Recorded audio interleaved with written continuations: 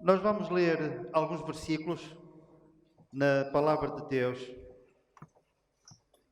na Epístola do Apóstolo Paulo a Tito. Tito fica a seguir a Timóteo.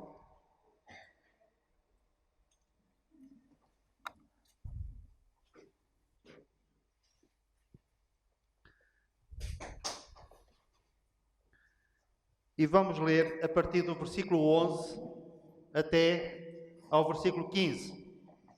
Tito, capítulo 11, capítulo 2, versículo 11.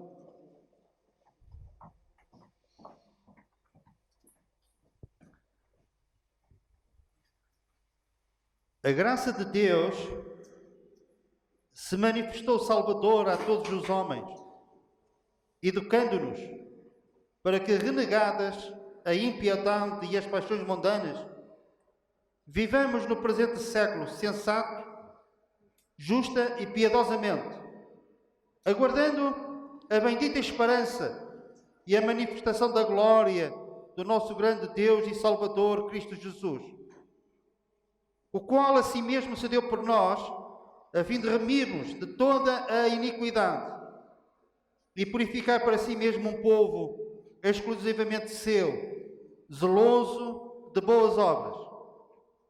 Diz estas coisas, exorta e repreende também com toda a autoridade. Mesmo nos nossos lugares, vamos curvar as nossas cabeças e vamos nos dirigir ao Senhor. Pai Santo, nós não pedimos que a Tua palavra seja abençoada, pois ela já está abençoada. Ela partiu do Teu coração e chegou até nós, e nós a conhecemos. E por meio dela nós podemos te conhecer a Ti. E conhecer também o Teu plano para a nossa salvação, o Teu plano para as nossas vidas. Pai Santo, que a Tua palavra também seja uma bênção nos nossos corações, que essa palavra abençoada abençoe as nossas almas. Nós te suplicamos isto agradecidos no nome de Jesus. Amém.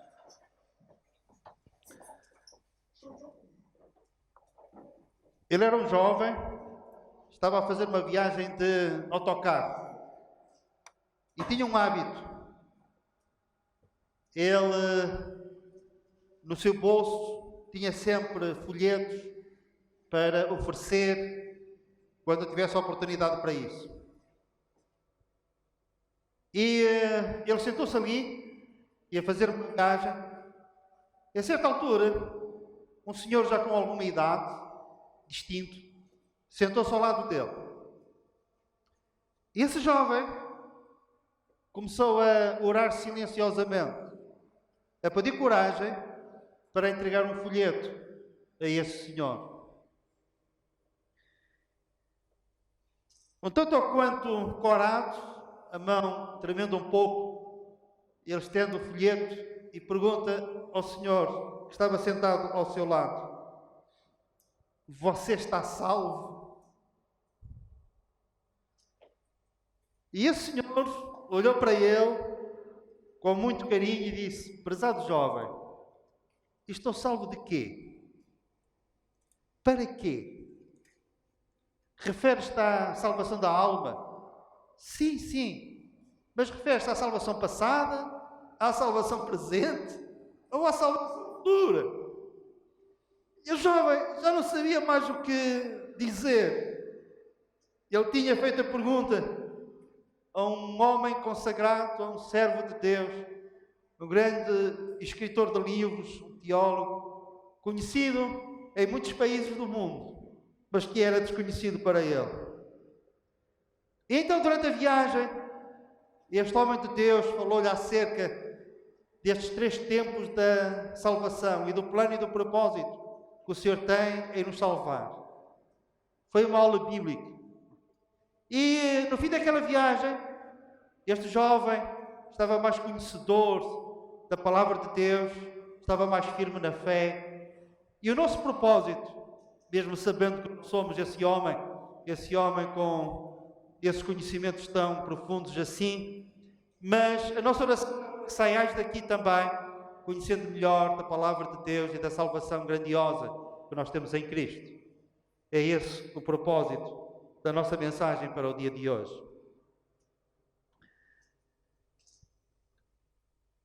Há coisas na vida das quais eu me arrependo. Está aqui alguém que nunca se arrependeu de nada, nunca teve necessidade de se arrepender de nada? E nós arrependemos de coisas que nós fizemos, coisas que nós dissemos.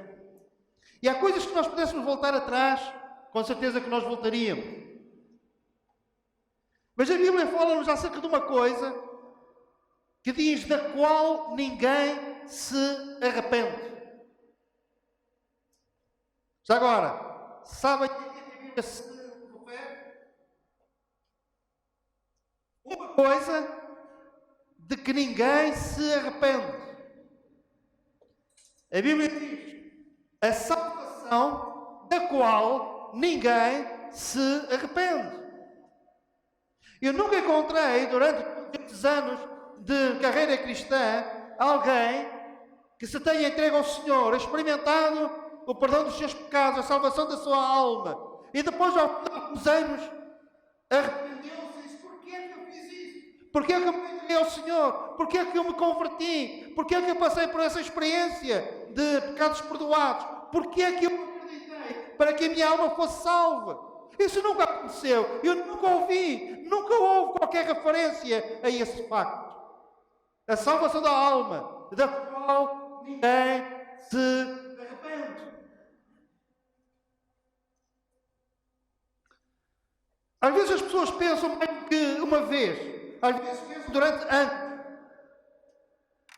refletem, pensam nos prós e os contras, vantagens e desvantagens, como que se houvesse a possibilidade de terem este passo e ao fim deste tempo arrependerem-se de terem dado este passo.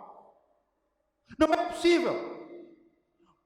Um verdadeiro crente em Cristo, aquele que um dia pode marcar no seu calendário, na sua agenda, que nesse dia, àquela hora, que se entregou ao Senhor Jesus, que experimentou a presença do Espírito de Deus na sua vida, na sua alma, e encontrou aquela leveza e aquela paz que nós conhecemos quando da nossa conversão e que perdura e que se prolonga no tempo.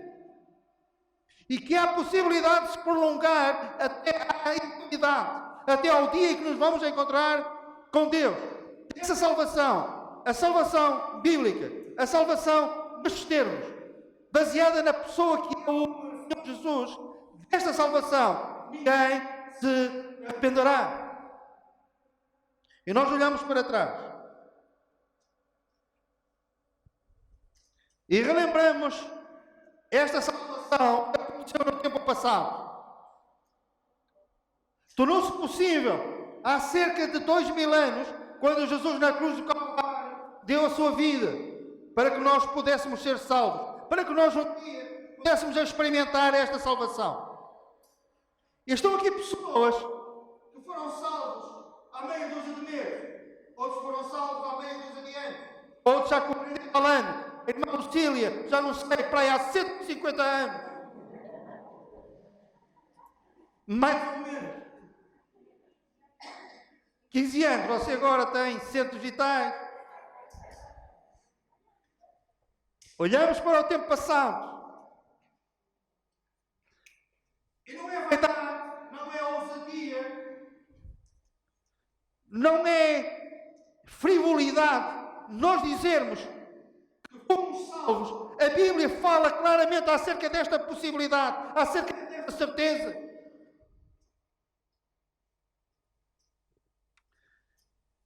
E a Bíblia claramente diz que não há condenação para aqueles que estão em Cristo Jesus. E estamos em Cristo Jesus a partir do momento da nossa conversão. E passam-se os anos e nós continuamos salvos.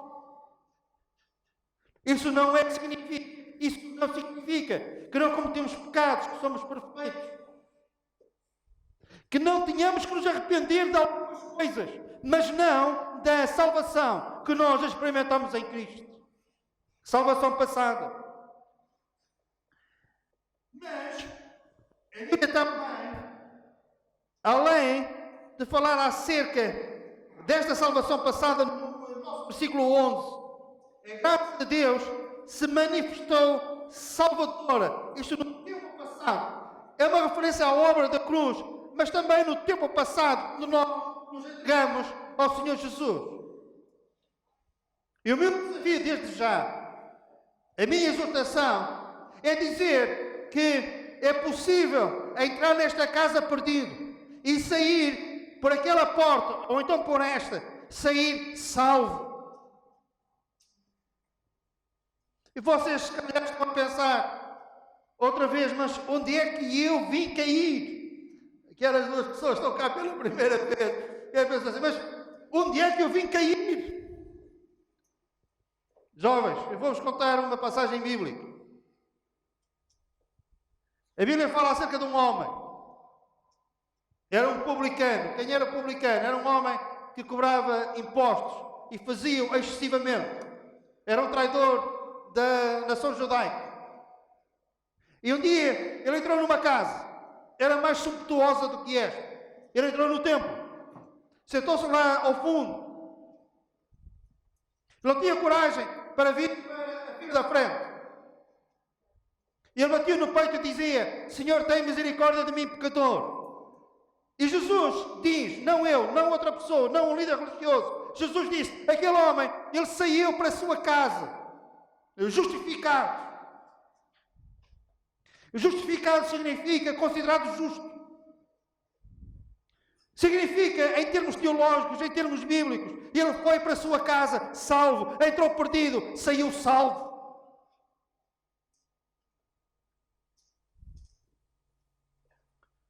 E as pessoas que entrarem neste lugar, num outro lugar onde a palavra de Deus seja anunciada, ou levando esta mensagem para casa, há a possibilidade de entrares hoje no teu quarto, fechares a porta, entregaste ao Senhor Jesus, e amanhã saís desse quarto, ou hoje, e entraste perdido, e saíste salvo. Porquê? Porque confiaste na suficiência da obra da cruz.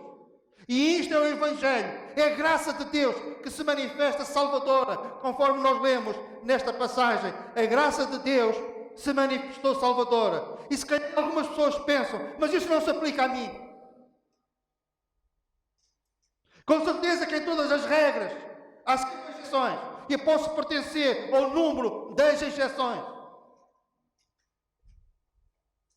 Mas este versículo diz que esta graça salvadora, o poder que o Evangelho tem para salvar perfeitamente todo aquele que por ele, pelo Senhor Jesus, se chega a Deus, é extensivo a todas as pessoas. Manifestou-se salvador esta graça a todos os homens. Homens sentido genérico, humanidade. Já se vê, homens e mulheres, já se vê.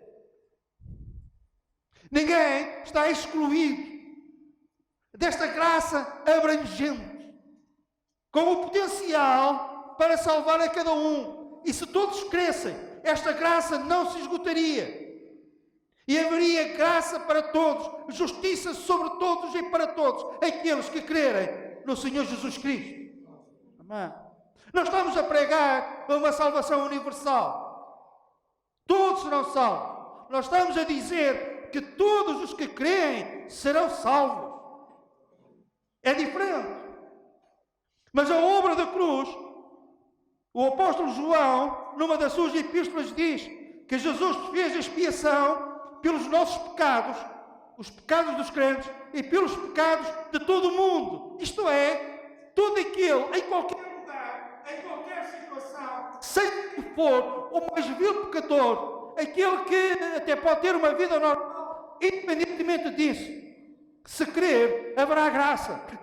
Se crer, haverá misericórdia. Se crer, haverá perdão. Se crer, haverá justiça. A justiça de Cristo colocada sobre ele, colocada sobre ela. E se creres hoje aqui, neste lugar, entraste perdido, poderás sair salvo, justificado para a sua casa. Falar assim.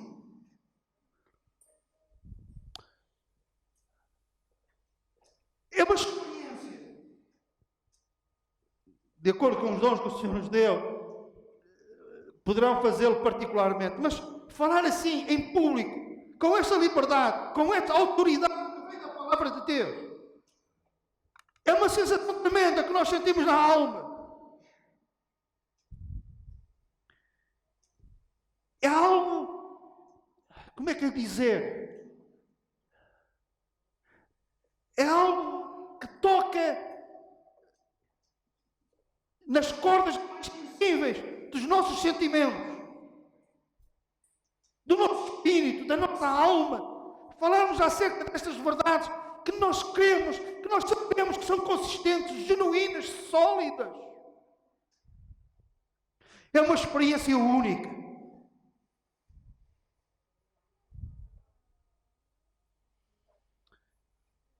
Mas esta graça de Deus, o alto favor de Deus para com cada um de nós, sem nós merecermos,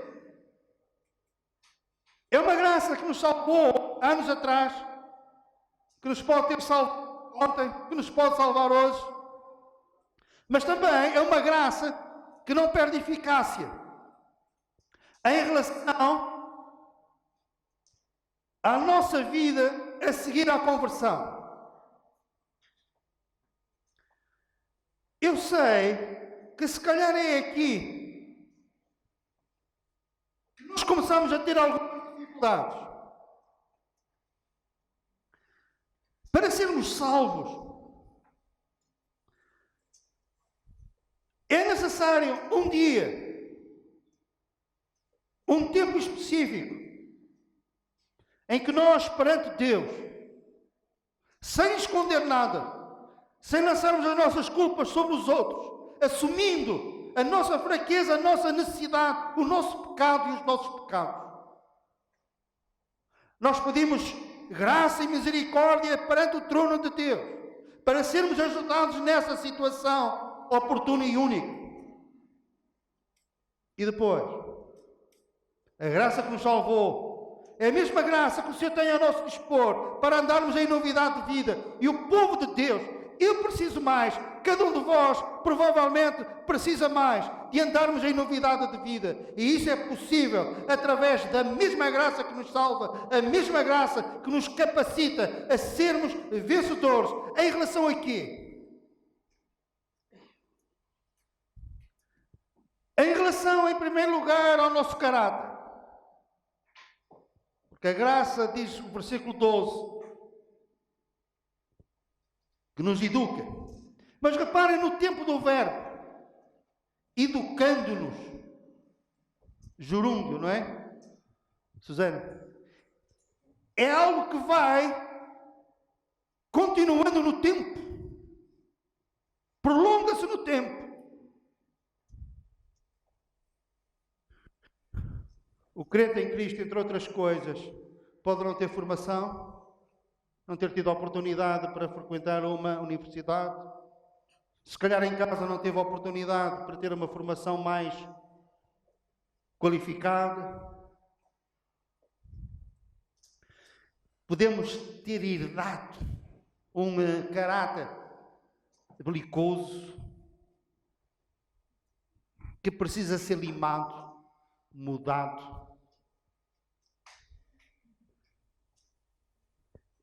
Podemos até ferver em pouca água, naturalmente. Temos uma característica para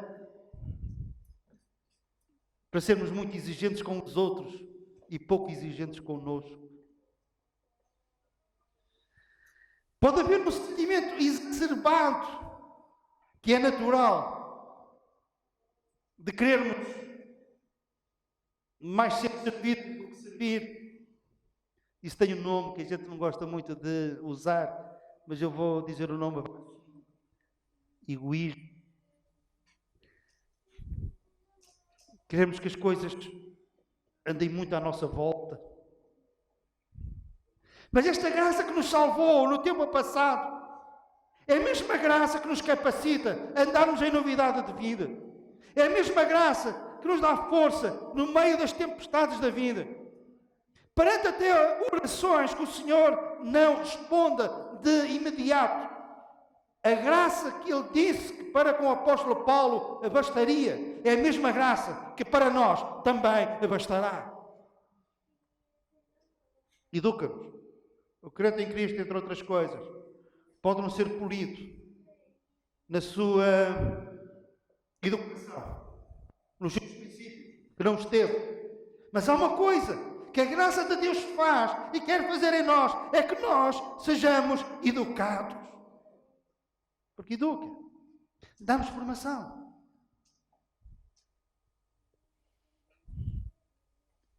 Porquê? Porque as deficiências do nosso caráter poderão ser limadas, corrigidas pela graça de Deus, se nós as apresentarmos diante de Deus. Senhor, eu tenho tropeçado sempre nesta pedra.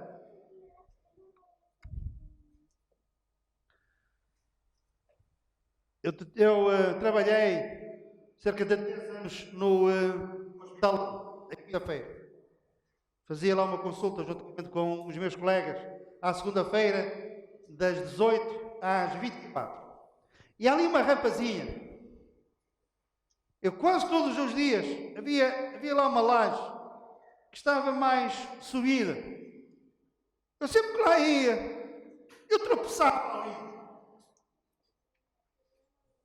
Um dia, eu pus lá junto àquela laje e eu falei para a laje: ou tu sais daqui, ou eu tenho que mudar de caminho. Claro que a laje continuou ao lado. Eu tive que ter mais cuidado, ir mais ao lado, porque estava sempre a tropeçar na mesma pedra. E há coisas na nossa vida que nós estamos constantemente a tropeçar. Através das nossas palavras, através das nossas ações. E tropeçamos, e tropeçamos, e tropeçamos. É a altura de pararmos de tropeçar nessa pedra e dizermos: Senhor, pela Tua graça, ajuda-me a não tropeçar mais nesta pedra. Amém?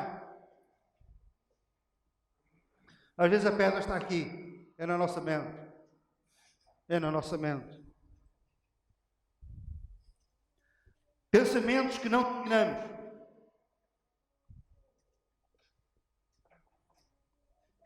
Coisas que nós acordamos, melhor, que nós nos deitamos a pensar, e quando acordamos à meia da noite, é a primeira coisa que nós pensamos. E quando estamos a nos levantarmos para o novo dia, é novamente essa coisa que vem à nossa mente. Às vezes é uma aflição, outras vezes é outra coisa. Seja o que for, a graça de Deus. Eu ouso falar assim, com a autoridade da palavra de Deus. A graça de Deus tem poder para nos capacitar a vencer esse obstáculo, para não estarmos sempre a tropeçar nessa pedra. Amém? A pedra que se afaste, ou então afastámos-nos nós. Tem aquela história. Os judeus guardavam o dia de sábado. E ao sábado não podiam fazer nada. E alguém um dia provocou um judeu nestes termos: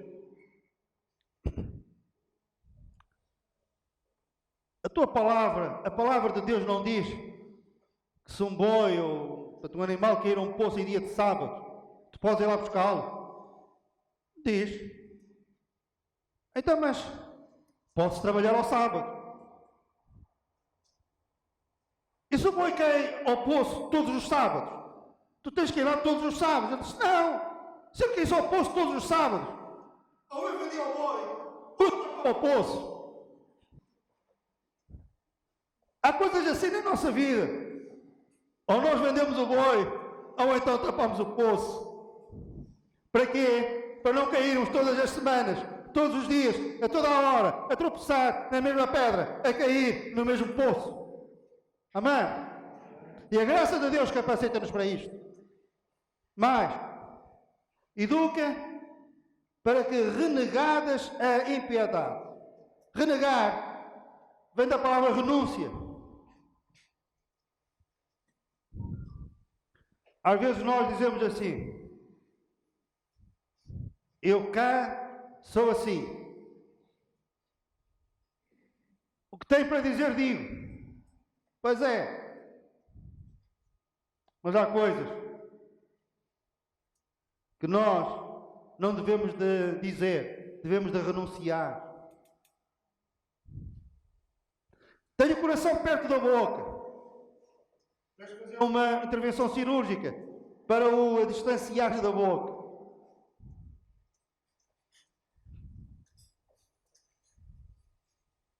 Mas eu tentei, pois, mas agora precisamos da graça de Deus. Invoquemos a graça de Deus para dominar a nossa língua, o nosso caráter, os nossos pensamentos.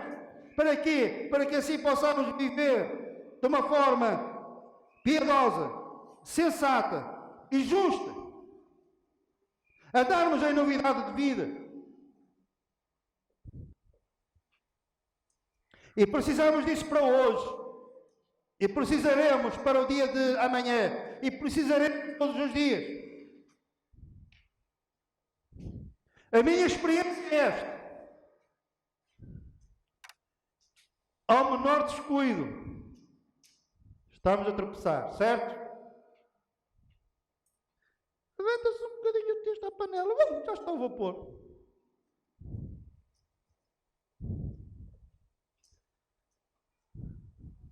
E ainda há quem diga que o ser humano é bom. Não somos nada, não somos bons. Intrinsecamente nós não somos bons.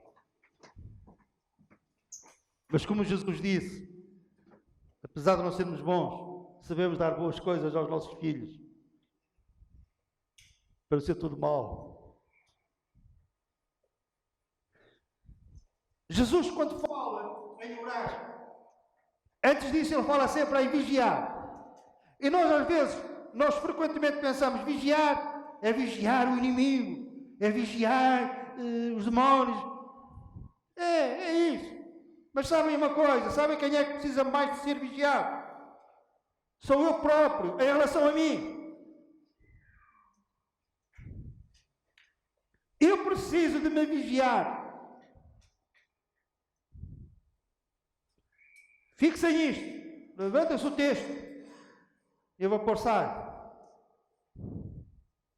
Mas é graça. A mesma graça que nos salvou no tempo passado. É esta graça que nos capacita a vivermos desta forma. Mais ainda. Quanto ao tempo futuro. Aguardando a bendita esperança e a manifestação da glória do nosso grande Deus e Salvador, Cristo Jesus. Há uma expressão que é usada frequentemente, particularmente quando estamos a viver uma situação difícil. E há situações em que nós pensamos, se eu ao menos visse uma luz, nem que fosse pequena, ao fundo do túnel. Mas olhamos insistentemente e não vemos essa luz. Como alguém disse, às vezes a luz que vai é do comboio que vai passar por cima de nós. Mas olhamos e não vemos luz. Mas o Filho de Deus, o crente em Cristo, olha para o tempo futuro e não vê apenas uma luz. Sabem o que é que nós, pela fé, para essa salvação futura, o que é que nós podemos ver? E somos legitimados pela palavra de Deus a vermos isso. Deixai-me citar este versículo, está em Provérbios, que diz assim: a senda ou a carreira do justo é como a luz da aurora, o amanhecer, que vai brilhando mais e mais até ser dia perfeito. No meio-dia, o sol está no seu ponto menos inclinado sobre a terra e é dia perfeito. Está no seu zénite.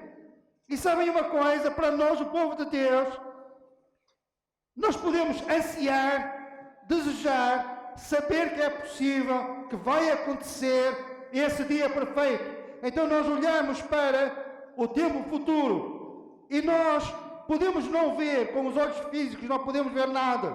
Escuridão, dificuldades, aflições. Mas podemos ver mais longe. e podemos ver o dia glorioso, luminoso, quando Jesus vier aos ares arrebatar a sua igreja e nós, pela sua graça, lá estaremos. Amém? E é sobre esta salvação futura que o versículo também nos fala. O versículo 13: aguardando a bem-aventurada esperança, a vinda do Senhor Jesus. O que é que vai acontecer nesse dia?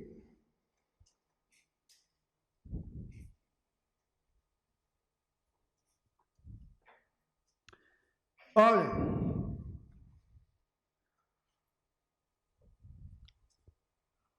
se nós estivermos vivos, há essa possibilidade. Eu às vezes, para causar assim impacto, estou a trabalhar e até os doentes dizem, mas para isso tenho que ter um certo cuidado e ter algum tempo, que nesta fase da pandemia não temos. Tal, a morte, todos nós vamos morrer. E eu às vezes até, para provocar a situação, digo, é possível nós não morrermos. Então, todos, não é? Pode ser que eu até nem morra. Eles pensam assim, isso é efeito dos 63 anos, não é? Então, mas você, há um grupo de pessoas, e não é tão pequeno assim, que podem não passar pela morte. E eu estou lá nesse número. Sim, mas ficam assim meio confusos, baralhados. Então depois eu dou assim uma dica e tal. Bem, aí, pronto. Então é assim. Nós esperamos a vinda iminente do Senhor Jesus aos ares arrebatar a sua igreja. É a bem-aventurada esperança futura. E vamos ser salvos quando isso acontecer. Salvos de quê? Os que estiverem vivos nessa altura. Que pode ser todos.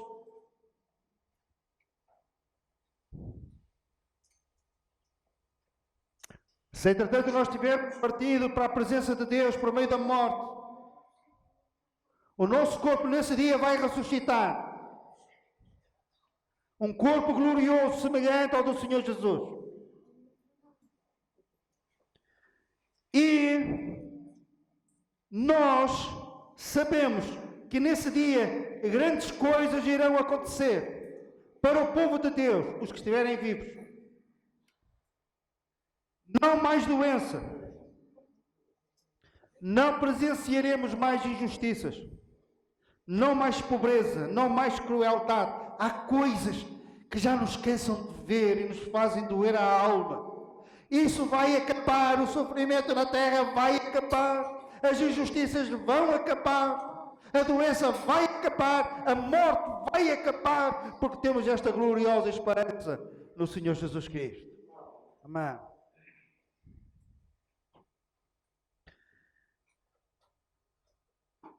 E quando Ele vier,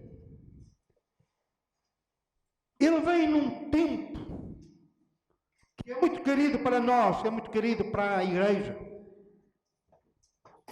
Ele virá antes da ira de Deus se manifestar sobre o mundo. Como a Bíblia diz, Ele vai nos livrar da ira futura, de um período terrível, livro de Apocalipse, em que Deus vai desencadear a sua ira e o seu juízo sobre a terra e sobre o mundo. E o Senhor vai nos livrar disso. Nós iremos rever os nossos amigos e familiares que morreram em Cristo. Iremos rever e conhecer, sem haver necessidade de serem apontados, os grandes homens e mulheres de Deus, cuja história de vida nós conhecemos através da palavra de Deus. Mas acima de tudo, nós não somente iremos conhecer Jesus, mas ficaremos na sua presença, não um dia, não uma semana, mas por toda a eternidade, pois estaremos para sempre com o Senhor. Amém.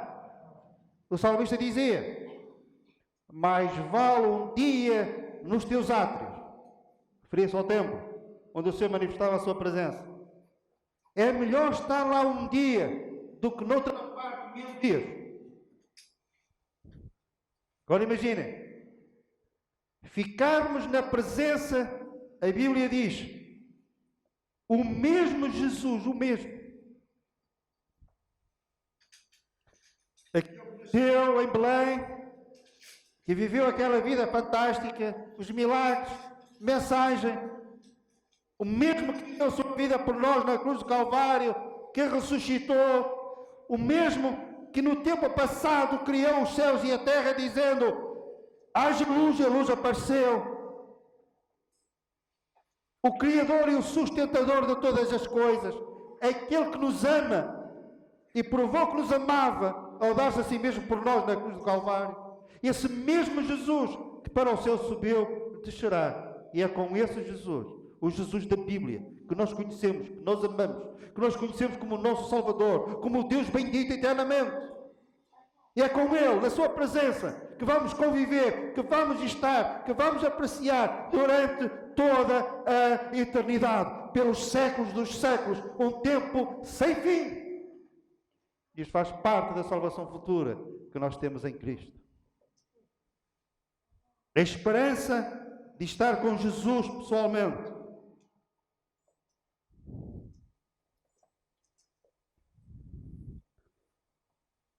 São estas verdades gloriosas que nós temos o privilégio de crer e de anunciar. E um dia seremos participantes efetivos de todas estas bênçãos, que têm a sua origem, têm o seu começo, o seu princípio, quando nós confiamos em Cristo, na suficiência da sua obra, no poder purificador do seu sangue, que passa pela nossa alma e nos purifica de todo o pecado e nos torna membros da família de Deus, da pátria dos santos, concidadãos dos santos. Tudo começa aqui. É o primeiro dia, o resto da nossa vida. Num outro contexto, a frase não é minha, como sabem. Mas a vida verdadeiramente vivida começa aqui. E vai se prolongar por toda essa eternidade fora. Juntos, o povo de Deus, a Igreja de Deus, juntos com aquele que nos amou e salvou, juntos com aquele que venceu a morte, Satanás, o pecado, juntos com o vencedor, e nós com ele venceremos